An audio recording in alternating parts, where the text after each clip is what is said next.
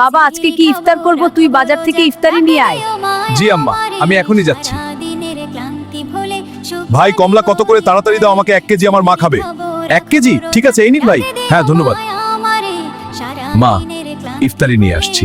আচ্ছা বাবা, তুই সবাইকে দাওয়াত দিয়ে আয়। সবাই আমাদের বাড়িতে আসো, ইফতার তৈরি করতেছি, তাড়াতাড়ি আসো।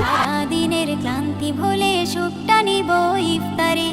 একটি বছর পরে এলো পবিত্র রমজান, আকাশে বাতাসে চাঁদে সিতারায় বইছে খুশির বান।